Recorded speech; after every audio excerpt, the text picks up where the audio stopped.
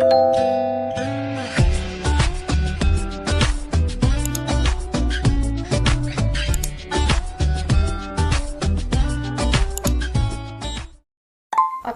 Jasa Keuangan.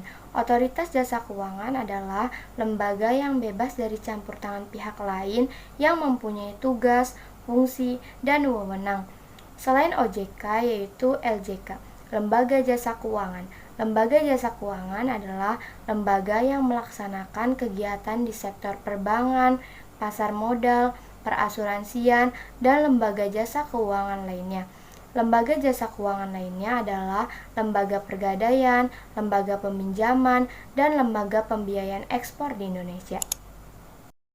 OJK atau Otoritas Jasa Keuangan dibentuk dan dilandasi dengan prinsip-prinsip tata kelola yang baik, yang meliputi independensi, akuntabilitas, pertanggungjawaban, transparansi, dan kewajaran. Adapun tindakan yang dilakukan oleh OJK dalam hal melindungi konsumen yaitu yang pertama, memberikan informasi dan edukasi. Yang kedua, meminta lembaga jasa keuangan menghentikan kegiatannya apabila berpotensi merugikan masyarakat. Dan yang terakhir, melakukan pelayanan pengaduan konsumen. Struktur organisasi OJK adalah sebagai berikut. A. OJK dipimpin oleh Dewan Komisioner. B. Dewan Komisioner bersifat kolektif dan kolegial. C. Dewan Komisioner beranggotakan 9 orang anggota yang ditetapkan dengan keputusan Presiden. D. Susunan Dewan Komisioner sebagaimana dimaksud di atas terdiri atas 1. Seorang ketua merangkap anggota. 2. Seorang wakil ketua sebagai komite etik merangkap anggota. 3. Seorang eksekutif perbankan merangkap anggota. 4. Seorang kepala eksekutif pengawas pasar modal merangkap anggota.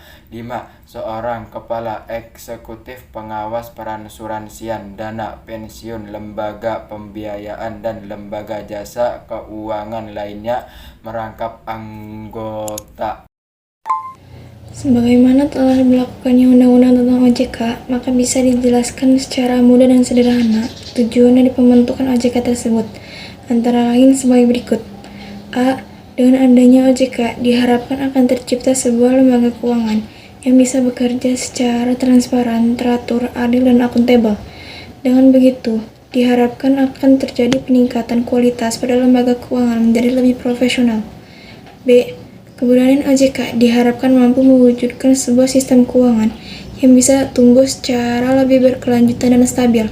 Karena tanpa adanya keberlanjutan dan kestabilan pada sistem keuangan, maka sistem keuangan akan semakin sulit untuk berkembang. C. Lembaga ini juga diharapkan mampu melindungi setiap kepentingan konsumen dan masyarakat. Dengan begitu, konsumen dan masyarakat merasa aman berhubungan dengan lembaga keuangan.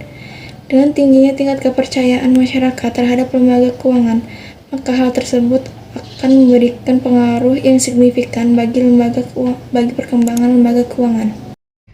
Adapun tugas OJK dalam rangka mencapai tujuan yang telah ditetapkan antara lain sebagai berikut. A. OJK bertugas untuk mengatur dan mengawasi semua kegiatan yang berhubungan dengan jasa keuangan di sektor perbankan. Diharapkan dengan adanya pengawasan yang serius dari OJK tersebut, tidak ada lagi penyelewengan pada jasa keuangan di sektor perbankan.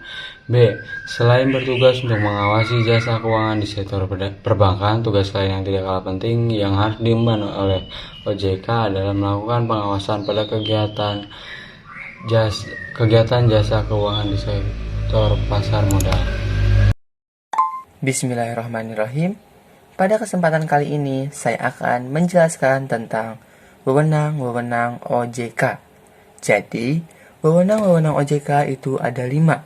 Yang pertama adalah OJK memiliki wewenang untuk menetapkan sebuah kebijakan operasional dan pengawasan terhadap setiap kegiatan jasa keuangan. Harapannya, dengan adanya penetapan tersebut, kegiatan jasa keuangan bisa berjalan semakin lancar.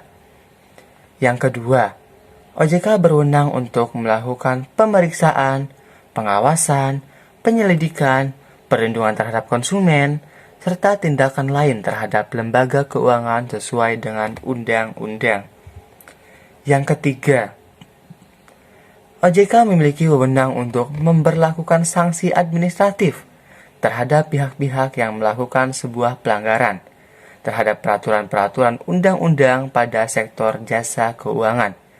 Dengan pemberlakuan sanksi administratif tersebut, diharapkan akan meningkatkan kehati-hatian pada sektor jasa keuangan, sehingga sektor jasa keuangan semakin menjadi lebih profesional. Yang keempat, melakukan pengawasan terhadap setiap tugas yang dilakukan oleh kepala eksekutif. Pengawasan tersebut penting untuk dilakukan agar terjadi sebuah profesionalitas kerja sehingga dapat berjalan dengan tujuan yang awal. Yang kelima, berwenang untuk memberikan sebuah perintah tertulis yang berhubungan dengan lembaga jasa keuangan maupun pihak lain. Dengan adanya wewenang tersebut, diharapkan OJK akan berkembang secara independen tanpa dicampuri oleh berbagai macam pihak. Otoritas jasa keuangan dalam bisnis bank tidak kalah penting dengan peranan Bank Indonesia.